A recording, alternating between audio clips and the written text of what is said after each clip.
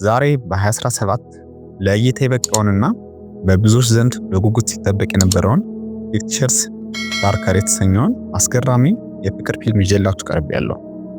የዚህን ፊልም የመጀመሪያ ክፍል ካላያችሁት ግን በቅድሚያ ክፍል እንድናያችሁ ወደ ዛሬው ታሪክ እንድትመለሱ ጋብዛለሁ።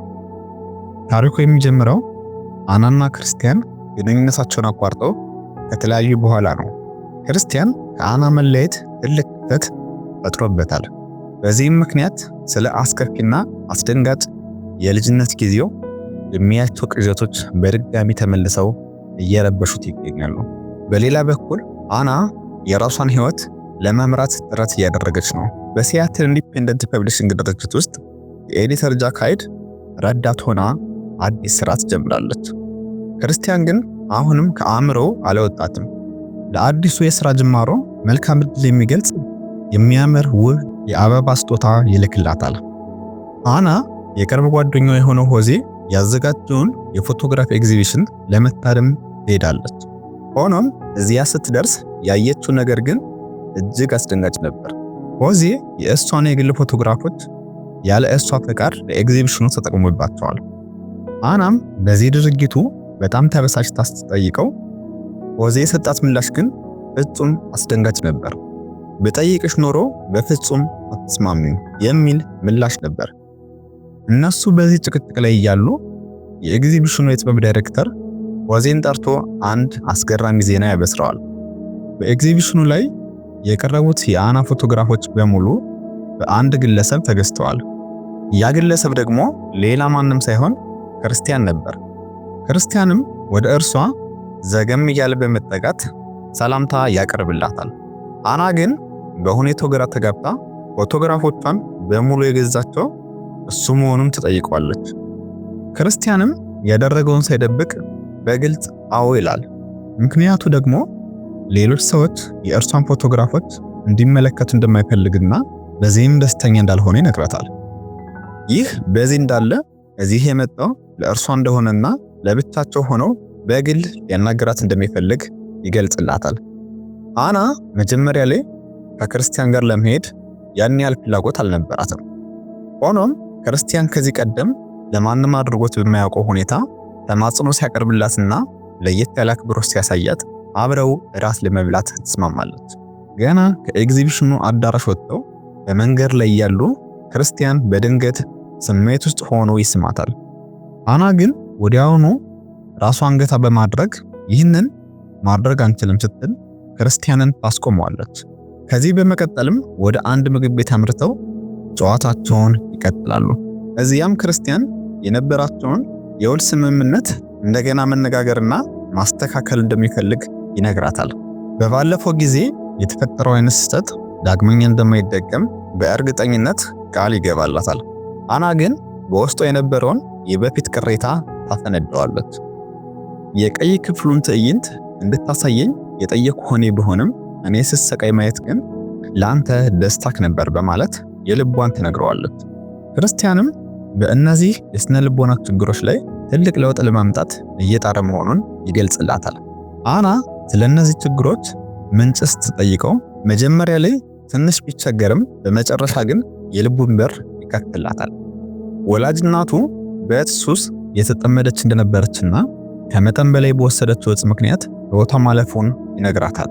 አናም ይህንን አሳዛኝ የሕይወት ታሪክ ከሰማች በኋላ በሐዘኔታና በፍቅር ተሞልታ እንደገና አብረው ለመሆን ትስማማለች። በዚህ ጊዜ ግን እንደ ቀድሞ ሳይሆን ሁለቱም ተራና የተረጋጋ የፍቅር ግንኙነት ለመመስረት ቃል ይጋባሉ። ከራት በኋላም ክርስቲያን ስጦታ ሰጥቷት ወደ ቤት ካደረሳት በኋላ በሰላም ይሰናበታታል። በማግስቱ በሥራ ገበታዋ ላይ ያለች አለቃዋ ጃክ አናን ወደ መጠጥ ቤት አብረው እንድትሄድ ይጋብዛታል። አና ከቢሮዋ ስትወጣ ግን አንድ ያልተጠበቀ ነገር ይገጥማታል።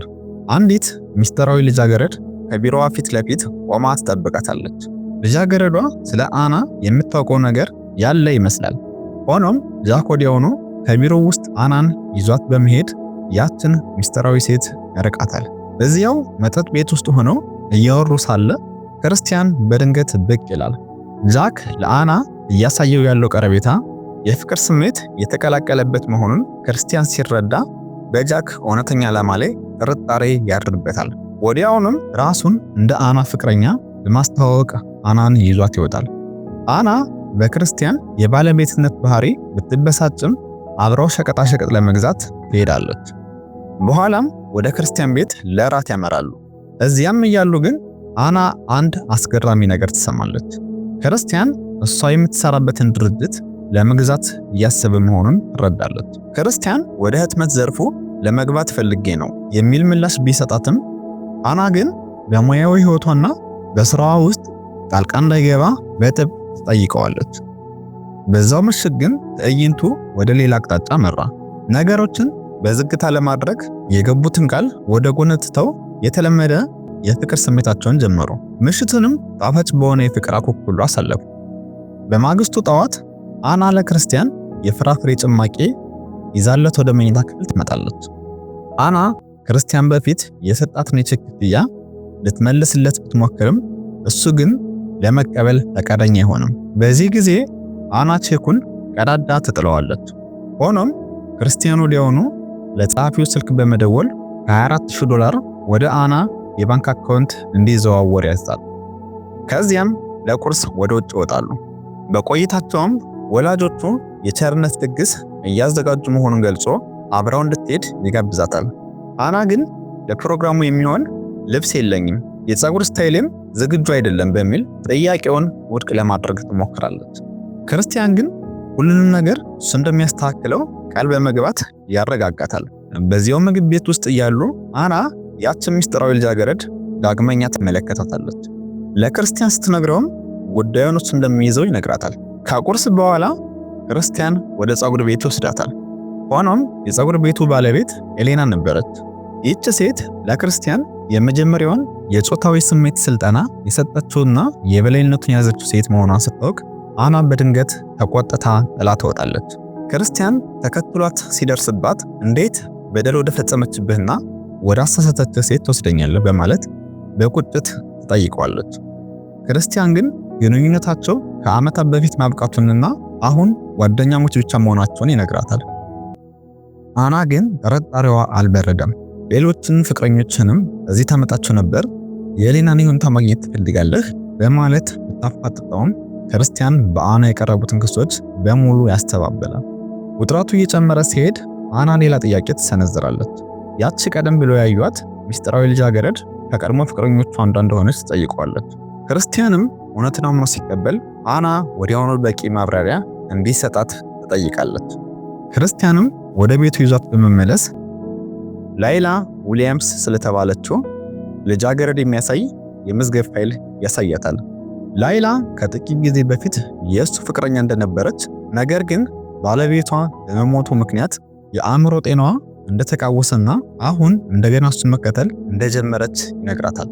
አና ማብራሪያውን ካገኘች በኋላ ግን ሌላ ጥርጣሬ ይፈጥርባታል።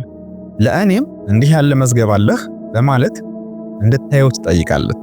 መዝገቡን ስትመለከትም ክርስቲያን ስለ እርሷ ማንኛውንም አይነት ዝርዝር መረጃ ሰብስቦ እንደያዘ ታያለች። በዚህም በጣም የተገረመችው አና ክርስቲያን እያደረገ ያለው ነገር የበላይነት እንጂ እውነተኛ የፍቅር ግንኙነት እንዳልሆነ በቁጭት ትነግረዋለች። አና በሁኔታው ግራ ተጋብታ እሱን ለመረዳት እየሞከረች እንደሆነ፣ ነገር ግን እንዲህ ያለ እንግዳ ነገሮችን እያደረገና እሷ እንድትነካው እንኳን ሳይፈቅድላት ሲቀር ነገሩ ከባድ እንደሚሆንባት ትነግረዋለች። በዚህ ጊዜ ክርስቲያን አናን ወደ መኝታ ቤቱ ይዟት በመግባት በሰው የመነካት ፍርሃት ቢኖርበትም እንኳን እንድትነካው ይጠይቃታል። እንድትነካው የተፈቀደላት ቦታ ግን ትከሻው ብቻ እንደሆነ፣ ይህንንም የእሱ የመጨረሻ ድንበር መሆኑንና ይህንን እንድታደርግ የፈቀደላት ብቸኛ ሴት እሷ መሆኗን ይነግራታል።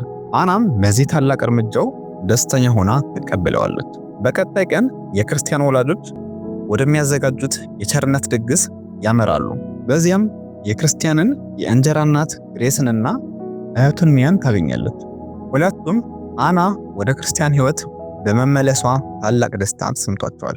በፕሮግራሙ ላይ ከተሳተፉና ጥቂት የፍቅር ጊዜያትን አብረው ካሳለፉ በኋላ አና ሜካፕን ለማስተካከል ወደ መጸዳጃ ቤት ታመራለች። እዚያም ድንገት በኤሌና ትጠለፋለች። ኤሌናም ለአና እንዲህ ስትል ትነግራታለች። ክርስቲያንን ወደ እውነተኛ ማንነቱ የመራሁት እኔ ነኝ። እኔ ባልኖር ኖሮ እሱ አሁን እስር ቤት ይሆን ነበር። አና እሱን ለማዳን ተስፋ የምታደርገው የመጀመሪያዋ ሴት እንዳልሆነችና ክርስቲያን በሕይወቱ ታዛዥ ሴት ስለሚፈልግ እሷም እንደ ሌሎች እንደምትገዛ ትነግራታለች። አናም አንቺ ክርስቲያን የሚፈልገውን ልትሰጪው አትችይም፣ ደስተኛ እንዲሆን ከፈለግሽ ግን ልቃቂው ስትል ትመክራታለች። አና ግን በኤሌና ቃላት ተቆጥታ በእሷና በክርስቲያን መካከል ያለው ነገር ኤሌናን እንደማይመለከታት በድፍረት ትነግራታለች። አናም ወዲያውኑ ወደ ክርስቲያን በመሄድ ከዚህ ቦታ መውጣት እንደምትፈልግ ትነግረዋለች። ወደ ቤቱ ሲመለሱ ግን የአና መኪና በማይታወቁ ሰዎች ተሰባብሮ ያገኙታል። ክርስቲያንም ቤቱ ለዛሬ ምሽት ደህንነቱ የተጠበቀ ስላልሆነ ወደ ግል ጀልባው እንሂድ በማለት ይዟት ይሄዳል። በማግስቱ አና ወደ ቢሮዋ ስትሄድ አለቃዋ ጃክ በአንድ የመጽሐፍ ፌስቲቫል ላይ ለመሳተፍ አብራው ወደ ኒውዮርክ መሄድ እንዳለባት ይነግራታል።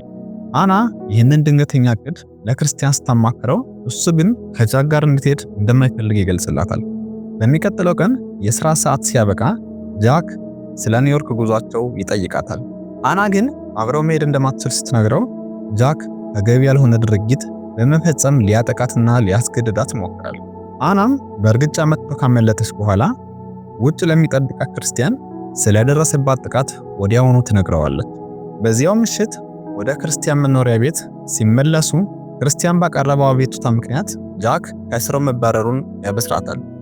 በመቀጠልም ክርስቲያን በቋሚነት ወደ እሱ ቤት እንድትመጣና አብረው እንዲኖሩ ጥያቄ ያቀርብላታል። አናም በዚህ ጉዳይ ላይ ለመወሰን የተወሰነ ጊዜ እንደሚያስፈልጋት ትነግረዋለች። በማግስቱ በቢሮ ውስጥ ዋናው ስራ አስኪያጅ አናን በጃክ ምትክ ከከፍተኛ ኤዲተሮች ጋር በሚደረግ ስብሰባ ላይ እንድትገኝ ይጠይቃታል። እሷም በስብሰባ ላይ በመገኘት አዲስና ሳቢ የሆኑ የሥራ ዕድሎችን ታቀርባለች። እነሱም በሐሳቧ በመስማማት በጃክ ቦታ ተጠባባቂ ኤዲተር አድርገው ይሾሟታል። አናም ይህንን የምስራች ለክርስቲያን ስታበስረው እሱም ይህ ትልቅ ስኬት መከበር እንዳለበት ይነግራታል። ከዚያም ለእራት ወጣ ይላሉ። አናም በዚሁ አጋጣሚ አብረው ለመኖር መወሰኗን ትነግረዋለች። በሚቀጥለው ቀን ክርስቲያን አናን ከቢሮዋ ተቀብሎ ዕቃዎቿን እንድትሰበስብ ወደ ቤቱ ይወስዳታል። አናም ብዙ ጊዜ ስለሚወስድባት እዚሁ ታች እንዲጠብቃት ትነግረውና ወደ ክፍሏ ትወጣለች። ሆኖም አና ወደ አፓርታማዋ ዘልቃ ስትገባ ያልጠበቀችው ነገር ይገጥማታል። በየመንገዱ የምታያት ላይላ በክፍል ውስጥ ሆና እየጠበቀቻት ነበር። አና ነገሩን በሰላም ለመፍታት ብትሞክርም በላይላ አይኖች ውስጥ የሚታየው ነገር ግን የቅናትና የጭንቀት እሳት ነበር። ሽጉጧን አነጣጥራ ክርስቲያን ላንቺ የሚሆን ሰው አይደለም ስትል አናን በሞትና በሕይወት መካከል አቆመቻት። በዚህ ቅጽበት ክርስቲያን እንደ ልዑል ኃያል ደርሶ ያንን የቆየና አስፈሪ የትዕዛዝ ድምጡን በመጠቀም ላይላን አንበረከካት፣ ሽጉጡንም አስጠላት። አና ያየችው ትዕይንት ግን ክርስቲያን ገና ያልተለቀቀው ሌላ የጨለማ ገጽታ እንዳለው ስላሳያት በፍርሃት ተደናግጣ ከቤቱ አምልጣ ወጣች። ለሰዓታት በከተማው ጎዳኖች ላይ ስትቅበዘበዝ ቆይታ ወደ ቤቱ ስትመለስ ክርስቲያን በጭንቀት ተውጦ ይጠብቃት ነበር። እንዴት ታደርጊያለሽ ብሎ ሲቆጣት አናም የልቧን ስጋት አፈነዳችው። ቅድም ያየሁት ማንነትህ ያስፈራኛል። አንተ ታዛዥ ሴት ነው የምትፈልገው፣ እኔ ግን ያንን ልሆንልህ አልችልም ስትል የፍቅራቸውን ግድግዳ አናጋቸው። በዚህ ጊዜ ክርስቲያን በጉልበቱ ተንበርክኮ በውስጡ ያለው የስቃይ ፍላጎት ከልጅነት ቁስሉ የመነጨ መሆኑንና እርሷን ላለማጣት ሲል ግን ይህንን ማንነቱን ለመቅበር ቃል ገባላት። አናም የልቡን እውነተኝነት ተረድታ አብረው ለመቀጠል ወሰነች። ይሁን እንጂ ሰላማቸው ረጅም ጊዜ አልቆየም። ክርስቲያን በራሱ ሄሊኮፕተር ሲጓዝ አደጋ ደርሶበት ጫካ ውስጥ መጥፋቱ መላው ዓለምንና አናን በከፍተኛ ድንጋጤ ውስጥ ከተታቸው። አና በክርስቲያን ቤተሰቦች ጋር ሆና በሲኦልና በገነት መካከል ስትዋልል ቆይታ በመጨረሻም በተአምር ተርፎ በደጃፏ ሲቆም ያለ እርሱ ሕይወቷ ትርጉም እንደሌለው አረጋገጠች። ያለምንም ማመንታት የጋብቻ ጥያቄውን በደስታ ተቀበለች። በክርስቲያን የልደት በዓል ላይ ሁለቱም መታጨታቸውን በይፋ ያውጃሉ። ይህ ዜና ያንገበገባት ኤሌና አናን ገንዘብ ፈላጊ ስትል ትሰድባታለች። አና ግን በድፍረት በቃሽ በማለት በግንኙነታቸው ጣልቃ እንዳትገባ ተገስጻታለች። የክርስቲያን እናት ግሬስም የኤለናን ክፋት ስትሰማ በጥፊ ካጮለቻት በኋላ ከቤቷ ታባራታለች። ያንኑ ምሽት በከዋክብት ስር ክርስቲያን በድጋሚ ቀለበት አጥልቆ ጥያቄውን ያቀርባል። አናም በደስታ እሺ ትለዋለች። በርችቶቹ ሰማዩን ሲያደምቁት ከሩቅ ሆኖ በበቀል ስሜት የሚመለከታቸው አንድ ሰው ነበር። ይህ ሰውም የአና የቀድሞ አለቃ ጃክ ሃይድ ነው። ጃክ በክርስቲያንና በአና ላይ የጥፋት ድግስ እያዘጋጀ መሆኑን የሚጠቁም ትዕይንት እያሳየን ፊልሙ እዚህ ላይ ያበቃል። የዚህ ቀጣይ ታሪክ በ50 ሼድስ ኦፍ ፍሬድ ተመልሶ ይመጣል። የዛሬው የፊልም ዳሰሳ እዚህ ላይ ያበቃን። ቀጣዩ የፊልም ቅኝት እንዳያመልጠው ቻናላችንም ላይክ እና ሰብስክራይብ ያድርጉ። በቀጣዩ የፊልም ቅኝት እስከምንገናኝ ቻር ተመኘን።